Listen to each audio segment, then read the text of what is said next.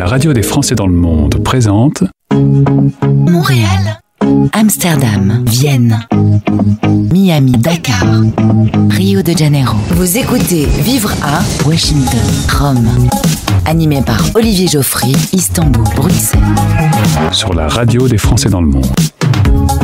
Et bonjour, bienvenue dans la toute nouvelle émission de la radio des Français dans le monde, Vivre à, que je suis ravi de vous présenter pour cette rentrée, une série de 50 émissions pour tout vous dire sur les 50 villes les plus plébiscitées par les Français expats, pas moins. Cette semaine, on part à Montréal avec au sommaire les infos d'Artus et le résumé de ce qu'il faut savoir sur Montréal en 3 minutes, ça sera dans un instant, l'artiste du coin consacré à un duo québécois que j'adore, 2 frères à découvrir tout à l'heure. On a tous un pote qui nous parle de telle ou telle ville en permanence et on va enfin savoir pourquoi concernant Montréal avec Steph, un pote que je connais depuis 30 ans, ça sera en fin d'émission tout à l'heure. Plus de la musique et puis bien sûr, on va pas vous lâcher comme ça dans Montréal tout seul. Chaque semaine, un guide nous rejoint dans l'émission, quelqu'un qui vit sur place et qui connaît le coin comme sa poche pour nous parler de sa ville, pour nous faire visiter, pour nous donner envie de s'y installer, d'y émigrer, pourquoi pas. Cette semaine, c'est Cécile Lazartique-Chartier. Vivre à Montréal. Sur la radio des Français dans le monde. Bonjour Cécile. Bonjour Olivier. Alors les auditeurs de la radio des Français dans le monde te connaissent plutôt bien déjà grâce à ta chronique L'art et la manière, mais pour ceux qui ne te connaissent pas encore et qui n'ont pas encore écouté la chronique par exemple ou la radio, Cécile, en quelques mots, ça donne quoi ? Alors, moi je suis française du sud de la France, de Montpellier, au Québec depuis rien de moins que 27 ans. Je suis consultante en interculturel. J'accompagne les entreprises ou les individus à développer leur intelligence culturelle pour plus d'efficacité et d'humanisme. D'accord, et tu vis à Montréal, bien sûr ? Je vis à Montréal, dans cette ville que j'adore depuis 27 ans, effectivement. Et tu as, on décèle un petit accent québécois, hein ? Alors, 27 ans de Québec, oui, le phrasé de mon français est empreint de dynamique québécoise et puis mon vocabulaire aussi est adapté pour que tout le monde me comprenne au Québec.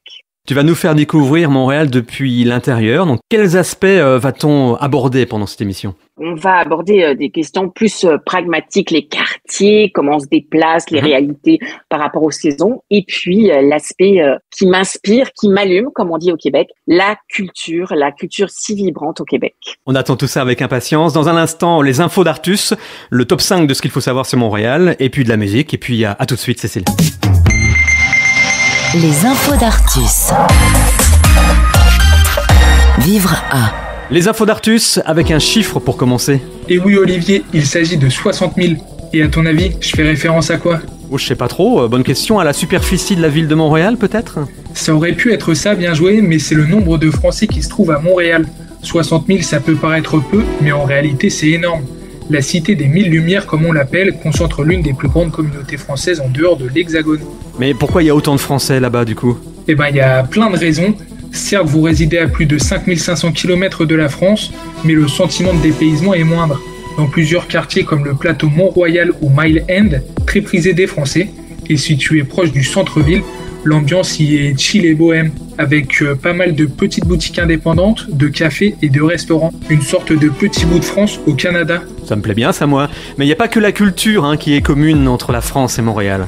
C'est vrai, il y a aussi la langue. Le bilinguisme règne à Montréal et c'est parfait pour les néo-expatriés en quête de démarrage en douceur. Près de 60% des Montréalais sont bilingues et 30% de la population de la ville ne parle que le français. Et même les démarches administratives sont en français. Pour un séjour courte durée, aucun visa n'est exigé pour les Français qui veulent aller vivre et travailler au Canada pendant moins de 6 mois. Au-delà, plusieurs cartes de séjour existent. Bien entendu, il y a le statut d'immigration permanent, mais le plus abordable reste les permis temporaires pour ceux qui veulent rester au Canada dans le but précis et une durée limitée. Donc du coup, il y a plusieurs permis. Oui, c'est ça. Il y a le plus connu, le fameux PVT, le permis vacances-travail. Au Canada, les invitations au PVT se font par tirage au sort et seulement 12 700 permis sont délivrés aux Français chaque année. Ce n'est pas beaucoup, il y a généralement plus de candidats que de places disponibles. Il y a également le permis jeune professionnel, un statut qui vous permet d'acquérir une expérience en entreprise, ou encore le stage coop international pour les jeunes Français désireux de faire un stage dans le pays du sirop d'érable. Il existe également des permis de travail dits fermés ou ouverts. Le permis ouvert permet à une personne de travailler pour n'importe quel employeur pendant une durée limitée. Le permis fermé a une seule différence, c'est pour vous faire travailler pour un seul employeur. Cela sous-entend que si vous changez de travail, des nouvelles démarches sont nécessaires. Des informations primordiales. Donc ça c'est pour l'admin, mais côté qualité de vie, ça donne quoi Artus, Montréal ? Le Québec est très réputé pour sa qualité de vie et c'est pareil pour Montréal, ville dynamique et moderne. Les services publics y sont bien développés avec un système de santé réputé pour sa qualité et son accessibilité. Le système scolaire est très performant. Il y a plusieurs écoles françaises dont le collège Stanislas ou encore le collège international Marie de France situé dans le quartier français de Mile End. Plus d'infos d'ici la fin de l'émission et pour les impatients, direction la page Vivre A de notre site françaisdanslemonde.fr. Merci beaucoup Artus pour toutes ces infos et bon voyage à Montréal tout le monde. Nous sommes à Montréal cette fois-ci pour commencer avec Cécile Lazartique-Chartier qui est notre guide et on va s'intéresser aux infos pratiques. Qu'est-ce que c'est Montréal ? Qu'est-ce qu'il faut savoir ? Montréal, c'est fou, mais c'est une île. Donc on dit l'île de Montréal avec des quartiers multiples. Chaque quartier a une âme, mais il est hyper important de sortir des sentiers battus et de pas arriver comme beaucoup de Français dans ce quartier qui s'appelle le Plateau, parce que chaque quartier a une vibe différente. Par exemple, on pourrait dire que Rosemont, Petite Patrie au nord, ou même Villeray, c'est plus familial, ça permet d'avoir une qualité de vie avec les ruelles, une vie de quartier pour les enfants, pour les petites familles très chouette. Le Plateau Mont-Royal est plutôt franco-français, sinon le centre-ville, mais après on peut être dans la proche ceinture. Il y a des marchés publics, il y a un métro qui marche très bien normalement. Maintenant on a le REM qui est un réseau de transport en commun qui a été mis en marche il y a pas longtemps et qui est encore en développement, mais qui va permettre plus de mobilité, donc ça c'est chouette. L'été, oui. Un truc fou, le Bixi. Alors, qu'est-ce que c'est la location de vélo. Ça, il faut l'utiliser parce que ça vous permet de rentrer en contact avec les quartiers de façon complètement différente.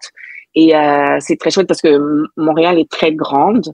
Il y a les quartiers aussi où il y a des étudiants, par exemple le ghetto McGill à côté de l'université McGill.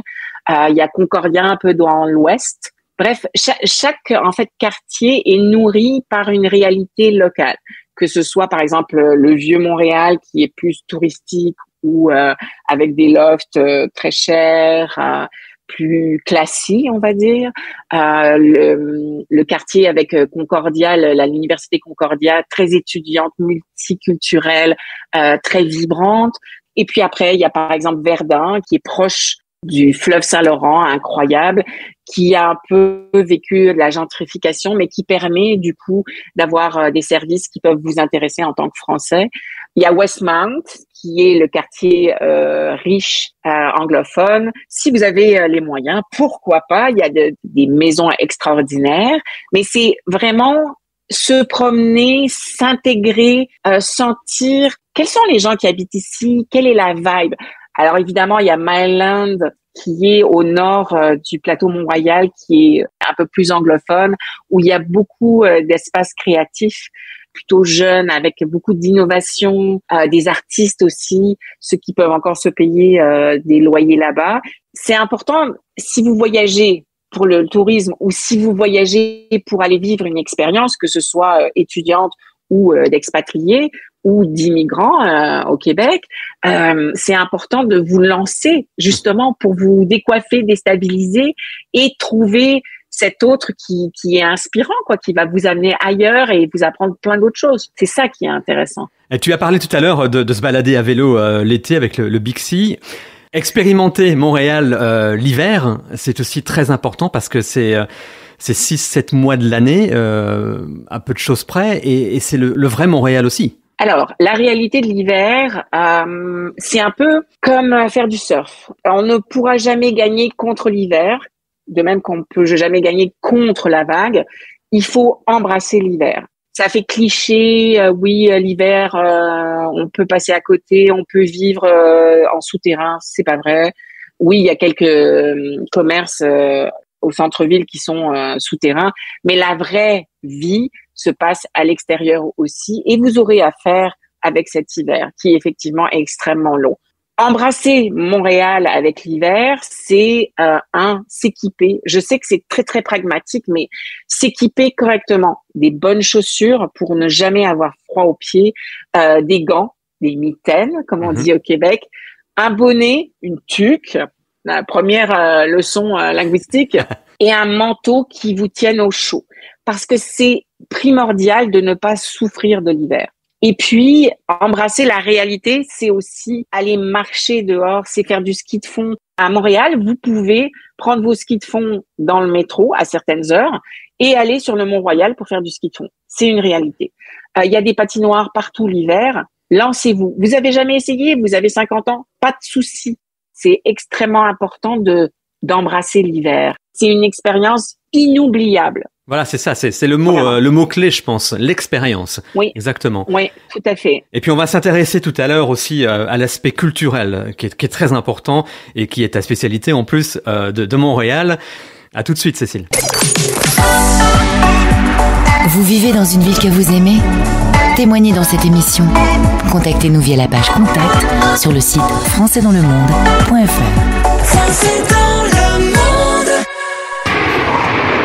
Un Français dans le monde. Dans le monde. Direction Montréal. On va y retrouver Maître, c'est comme ça qu'on dit, mais on a l'autorisation de se tutoyer aujourd'hui. Karine qui est avec nous. Bonjour. Bonjour Gauthier. Merci d'être avec nous sur l'antenne de la radio des Français dans le monde. On salue Cécile au passage qui nous a mis en relation. On se retrouve aujourd'hui pour parler d'un sujet. C'est rare qu'on se pose vraiment sur ce thème de l'intégration, mais tu m'as dit lorsqu'on a préparé cette interview quelque chose qui m'a marqué. Tu es présente sur le territoire canadien depuis plus de 10 ans. On n'est ni français ni canadien et ce domaine-là, je voulais le creuser un peu avec toi. Si on revient un peu aux origines, tu es du côté de Toulouse, tu vas faire des études en Belgique, des études de droit, le droit européen. Tu es passionné d'Europe et tu vis au Canada, tu te rends compte quand même, Karine ? Oui. Non, mais je suis convaincue par l'idée européenne depuis toujours, depuis que je rentre en droit. Admirative aussi devant cette création et son évolution. Donc oui, j'embrasse avec beaucoup de passion le droit européen et la mobilité en fait. Donc moi, je suis à l'image je suis une professionnelle mobile dès le départ, une étudiante et une professionnelle mobile.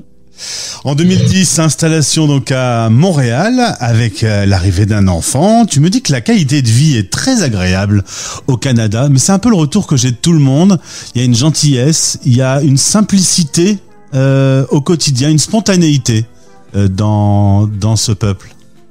Oui, tout à fait. La relation à l'autre est simple. Elle n'est pas codée, en tout cas beaucoup moins. Elle est beaucoup moins codée. Elle est simple et spontanée. Donc ça, c'est quelque chose que j'appréhendais absolument pas en arrivant, parce que quand on est conditionné et qu'on vit à l'européenne depuis toujours, on s'attend pas forcément à ça. Donc on n'imagine pas que ça puisse être aussi différent, bien que je sois venue quand même passer quelque temps des séjours de vacances au Québec avant de m'y installer. Mais oui, ça a été pour moi un poids en moins, un poids énorme de pouvoir, disons, laisser tomber tout ce qui est paraître, etc. Alors ça ne veut pas dire qu'on délaisse ses codes et sa façon de se vêtir ou de s'exprimer, pas du tout, mais ça n'est plus une pression sociale. On n'est absolument pas jugé sur ce qu'on porte et comment on se comporte dans la normalité, évidemment. À l'inverse, en France, on a une facilité à venir manger chez l'un, chez l'autre, à installer une complicité. Et ça, tu me dis, le Canadien est un peu comme l'Américain, un peu moins facile à se laisser aller sur cette complicité. Oui, je dirais qu'on rentre moins facilement dans l'intimité des gens, des locaux.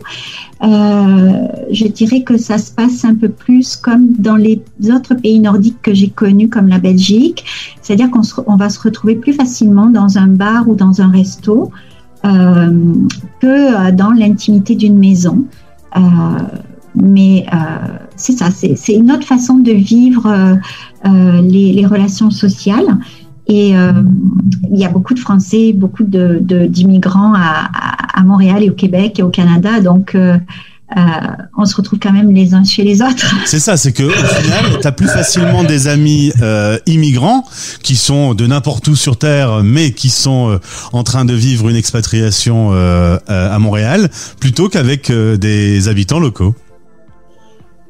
Oui, c'est vrai, parce que je crois on rencontre les mêmes défis, les mêmes intérêts, et du coup les discussions s'imposent plus facilement sur ces aspects-là, et on en a besoin aussi pour se réconforter.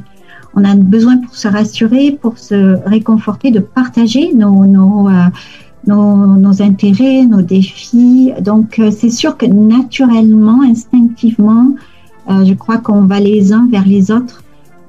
Et puis ça m'a amené souvent à réfléchir, à me dire, moi, quand je vivais en France, quand j'étais chez moi, et que j'étais tellement loin de m'imaginer ce que ressentaient les personnes qui arrivaient sur ce territoire d'accueil, la France, aujourd'hui, je le vis au Québec.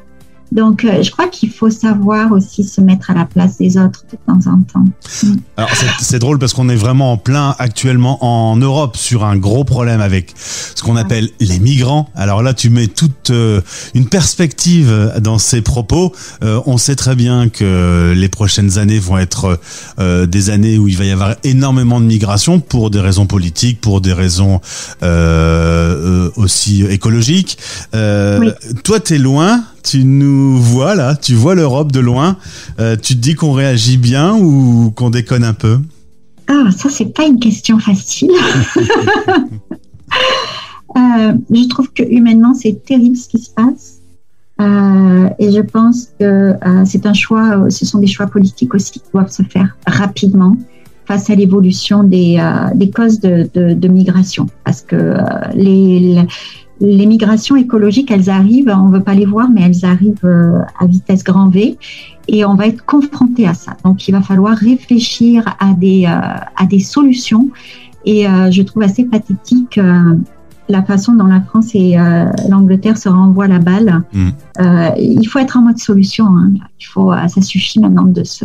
Il y a la Manche, il y a le mur en Pologne. Enfin, il y a des décisions qui sont absolument absurdes. Et on le sait aujourd'hui, on le voit en discutant avec des Français qui décident de vivre l'expatriation. On est tous des citoyens du monde. Et alors, cette notion, même si elle fait jolie et qu'elle fait de beaux articles, hein, citoyens du monde, ça claque, c'est quand même une réalité. On vit tous sur la même planète. On devrait tous plus facilement s'intégrer. Oui, s'accepter. Déjà, accepter la différence, c'est un défi énorme pour qui que ce soit, je pense. Donc, voilà, c'est un long sujet. Karine, qu'est-ce qui te manque de la France, très honnêtement? Est-ce que quand tu regardes les infos, quand t'écoutes une belle chanson d'Edith Piaf, tu te diras quand même, ça c'était quand même joli. Est-ce que ça te manque réellement ou est-ce que juste, y penser un peu, ça te suffit? Ça dépend des moments, ça dépend des jours. J'ai pas de réponse toute faite, mais en même temps, ce qui me manque, c'est peut-être la spontanéité dans la relation. Quoique j'ai beaucoup d'amis qui sont européens ou hispanophones d'origine, donc la spontanéité latine, hein, parce que moi je suis du Sud, donc voilà. Après, au niveau des vins, franchement... on est vraiment gâtés ici au Québec. On a des vins qui viennent de partout dans le monde. Et j'ai un papa qui est passionné par le vin et qui a jamais été aussi heureux qu'ici parce qu'il peut goûter des vins de partout dans le monde. Et ça, c'est une réalité. Le Québec fait des fromages extraordinaires aussi. Donc, et on peut trouver des mets de toute origine, donc, et des restos de toute origine. Donc, je pense que ça, c'est un peu cliché de dire que le vin et le fromage me manquent parce qu'il y a tout ce qu'il faut ici pour rassasier ses papilles.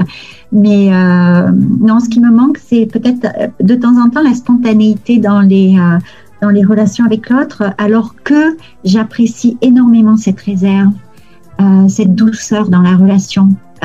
qui existe aussi ici. Donc, ça me manque pas au point de me rendre triste, en fait. Ça me manque parce que c'est vrai que quand je regarde des films français ou quand j'écoute des émissions, ça me fait du bien, ça me réchauffe à l'intérieur.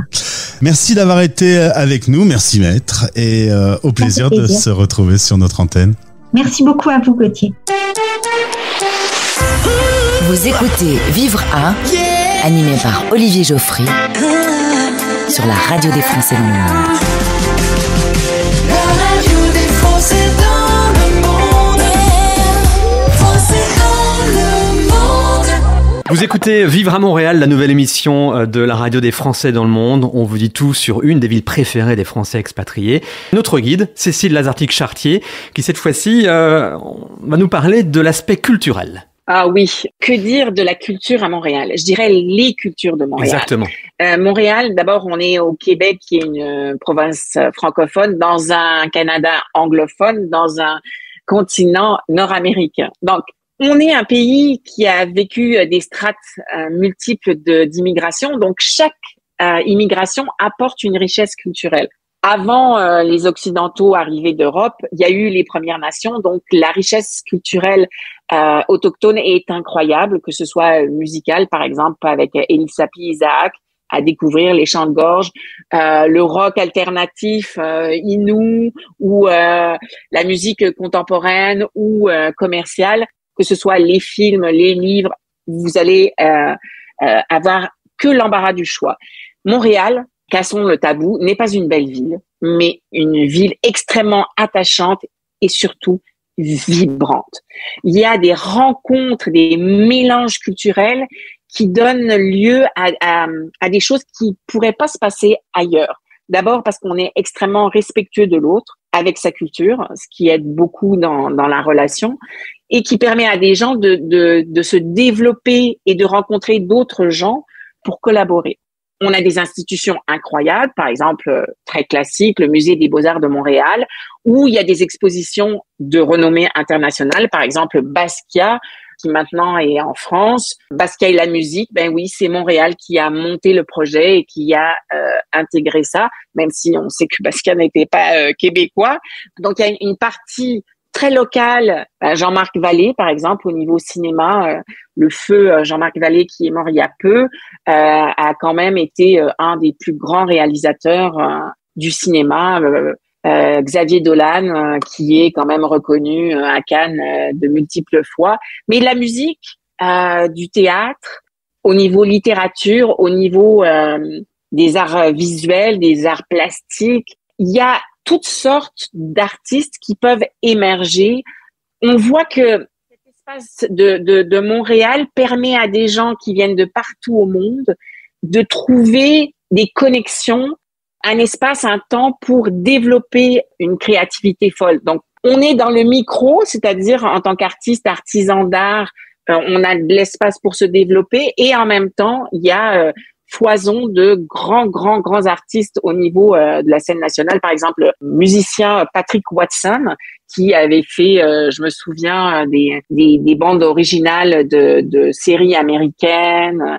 On voit que ce foisonnement culturel est incroyable et en tant que personne qui vit à Montréal, on a accès à tout ça d'une façon extrêmement simple. Il y a un édifice sur l'avenue Sainte-Catherine qui s'appelle le Belgo, où il y a plein d'ateliers d'artistes, des studios, où on découvre des merveilles, puis des choses peut-être qui nous correspondent moins, mais on a la possibilité d'explorer.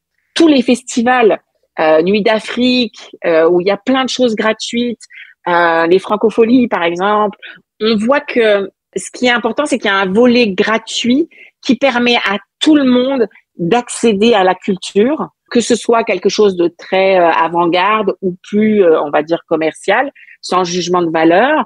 Il y a des festivals dans le Vieux-Port. Donc, quel que soit votre budget, vous pouvez accéder à la culture de façon extrêmement facile à Montréal, quel que soit votre goût. Et un accès facile à la culture à Montréal qui, en plus, comme tu disais tout à l'heure, Cécile, est au milieu de multiples influences, donc une culture presque sans fin, quelque part, hein, qui a vraiment des aspects dans tous les sens.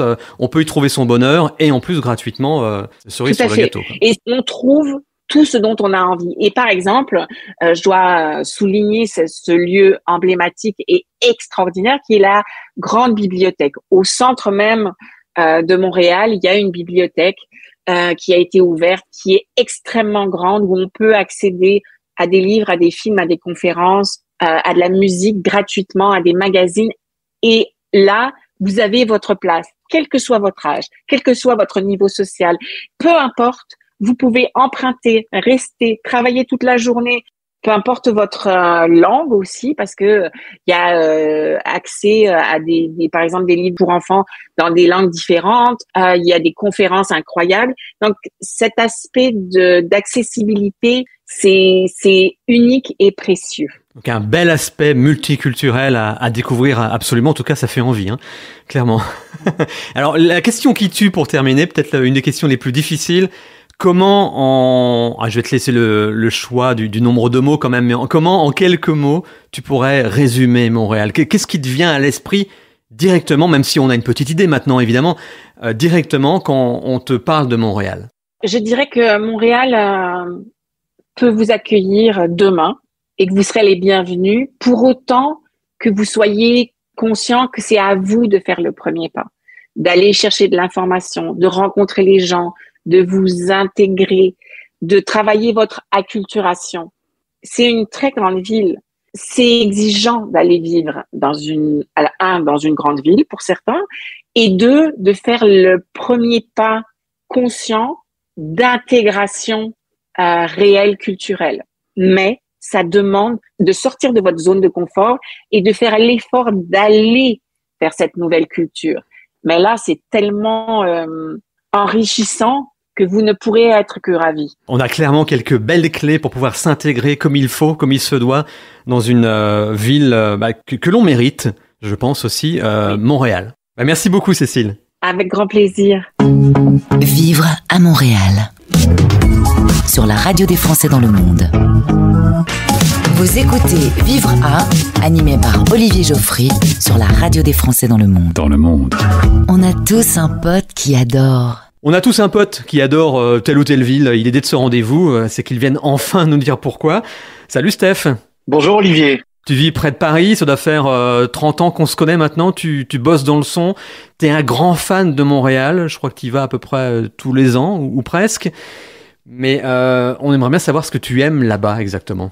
Ce que j'aime, c'est d'abord le format de la ville. Pour moi, le parfait équilibre entre la grande ville, bon, je suis plutôt citadin, et la mégapole qui peut sembler un peu étouffante, comme Paris chez nous, et Toronto d'ailleurs, qui est pas très loin de Montréal et qui est très différent. Je suis attiré de toute façon par la culture nord-américaine. Alors c'est l'idéal évidemment parce que c'est une Amérique qui est plus accessible en termes de langue. On en retrouve tous les codes. On a l'impression que tout le monde est heureux d'être là, de vivre un moment dans cette ville. Est-ce que tu dis ça par rapport à une autre ville en particulier ou... Peut-être un petit peu par rapport à Paris, oui, où j'ai pas ce sentiment-là. C'est vrai. Est-ce que tu as une routine quand tu vas à Montréal, des choses que tu fais à chaque fois, par exemple, et si c'est le cas, quelles sont-elles? Oui, alors je reste beaucoup dans l'hypercentre. Je me plonge vraiment quand je reste, c'est en général une semaine, mais c'est malheureusement rarement plus. Je me vis vraiment une vie de Montréalais. Okay. Donc je suis dans l'hypercentre et mes habitudes, elles sont surtout culinaires. Toujours un peu dans les mêmes endroits, mais dans l'hypercentre, c'est aussi beaucoup de shopping dans l'artère, la rue Sainte-Catherine, que j'arpente un peu dans tous les sens pendant mon séjour. Donc là, c'est vraiment, oui, le cœur de ma routine montréalaise. T'as des adresses que tu pourrais nous conseiller pour la nourriture, pour des restaurants, ou des choses à voir ou à tester, à goûter? Alors pour ce qui est de la nourriture, évidemment, les spécialités quand on va à Montréal, c'est la poutine d'abord. Ouais, la fameuse. Pour rappel, ce sont des frites avec des carrés de fromage dessus, sur lesquels on rajoute une sauce et tout ça fond délicatement. C'est comme les pizzas, il y a des poutines à tout. je peux faire un peu de pub parce qu'ils sont sympas. La référence sur Montréal, c'est un endroit qui s'appelle La Banquise. D'accord. Et c'est près de la grande artère Saint-Denis et c'est ouvert 24 heures sur 24. C'est toujours plein, on fait souvent la queue. Et vraiment, de toutes les poutines que j'ai goûtées, c'est les meilleures. L'autre spécialité, c'est la viande fumée, le smoked meat. Et c'est pareil, il y a une adresse qui est vraiment incontournable. Et c'est en général mon premier repas quand j'arrive là-bas, je vais là-bas, c'est chez Schwartz. À la base, c'est une charcuterie qui est sur Saint-Laurent, la grande artère Saint-Laurent. Ça existe depuis 1925. Ça a été créé par des migrants qui arrivaient de l'Europe de l'Est et qui ont amené leur spécialité. C'est du viande fumée, c'est vraiment quelque chose de divin. C'est un peu addictif, hein, je vous le cache pas. Et ça appartient pour info aujourd'hui à Céline Dion. D'accord, hein, je ne savais pas du tout. Alors ça paye pas de mine, hein, d'ailleurs ça n'a pas changé depuis 1925. Ça ressemble à une charcuterie avec des tables. C'est éclairé au néon. On peut pas dire que ce soit un très bel endroit, mais c'est une expérience. C'est vraiment quelque chose à faire. Petit clin d'œil aussi dans les idées de balade, d'aller bien sûr visiter le vieux Montréal. Ça se fait à pied depuis l'hypercentre parce que c'est joli. Il y a des rues pavées, il y a beaucoup d'artisanat dans des petites boutiques. Et puis c'est au bord du Saint-Laurent, donc ça aussi c'est une jolie balade à faire. C'est même indispensable de le voir. Et tu as fait d'autres choses qui feraient partie de la culture des Montréalais, des matchs de hockey par exemple, des choses comme ça? Curieusement, bien que ce soit au moins la 10e fois, j'ai toujours pas fait ça. Ah, prochaine fois alors. Pas fait ça. Ouais, j'ai failli l'année dernière et puis au dernier moment, j'ai renoncé pour une histoire d'organisation. Mais effectivement, oui, mais c'est sur la liste. Mais comme ça me donne un prétexte pour y retourner. T'en as besoin vraiment? Non. T'as effleuré le sujet déjà un petit peu tout à l'heure. Là. Comment tu te sens là-bas par rapport à là où tu vis en gros en France? Comment tu te sens à Montréal? À part le côté a priori heureux des gens sur place, comme tu disais tout à l'heure, est-ce qu'il y a quelque chose qui te rend heureux toi aussi directement quand tu arrives là-bas quoi? C'est vraiment de l'ordre du feeling. Bon, je suis heureux avant tout parce que bon, quand je suis là-bas, c'est que je suis en vacances, donc forcément j'aborde les choses un peu différemment, mais j'ai l'impression de trouver ce que je cherche et ce qu'il me faut. J'ai découvert Montréal un petit peu tard. Je pense que je peux dire que si j'avais découvert ça à l'âge de, je sais pas moi, 20, 25 ans, je pense que je serais parti y vivre. Donc, ouais, carrément. Il y a vraiment, oui, c'est fait pour moi, j'ai l'impression. Ça me correspond bien. Il y en a qui disent il est jamais trop tard. Hein. Il y en a qui le disent, oui. Qui le disent. Je les connais bien même. Et puis, résumer Montréal en un seul mot, c'est possible, tu crois? Ça serait c'est difficile, je dirais c'est un peu l'Amérique française. Ok, je prends. C'est l'Amérique française, oui. Et donc le prochain voyage à Montréal, c'est programmé pour quand? Au moins dans ta tête? C'est dans les prochains mois et je fonctionne bien avec des coups de tête, donc je peux décider que je m'organise ça et que dans les 3 semaines j'y vais. Bon, là, pour être un peu plus sérieux, ça sera probablement plutôt vers le printemps, je pense maintenant. Bah super, merci beaucoup. Mais la prochaine fois, ou au moins un de ces 4, va falloir qu'on y aille ensemble quand même. Ensemble, Montréal, hein, avec plaisir. je te le rappellerai. Depuis le temps qu'on en parle de Montréal. C'est vrai. Ok, bah merci beaucoup. À très vite. À bientôt, Olivier. Je t'embrasse. Vous écoutez Vivre à Montréal sur la radio des Français dans le monde. Alors, Montréal, une ville attachante, hein. L'Amérique en français, multiculturelle, accessible, nature, vibrante. C'est tous ces mots-clés entendus plusieurs fois dans l'émission que je retiens. On comprend pourquoi c'est une des 50 villes les plus sollicitées par les Français expats. J'espère que toutes les infos que vous avez entendues aujourd'hui correspondent à ce que vous vivez sur place, si vous y êtes déjà. Ou alors qu'elles vous aideront à optimiser votre futur déménagement potentiel là-bas. Je vous le souhaite en tout cas. Il y a encore plus d'infos sur les pages Vivre à de françaisdanslemonde.fr. Françaisdanslemonde.fr. Ne défaites pas votre valise en attendant. On repart dans une autre ville la semaine prochaine. À très vite. Retrouvez Vivre à en replay sur le site de votre radio. françaisdanslemonde.fr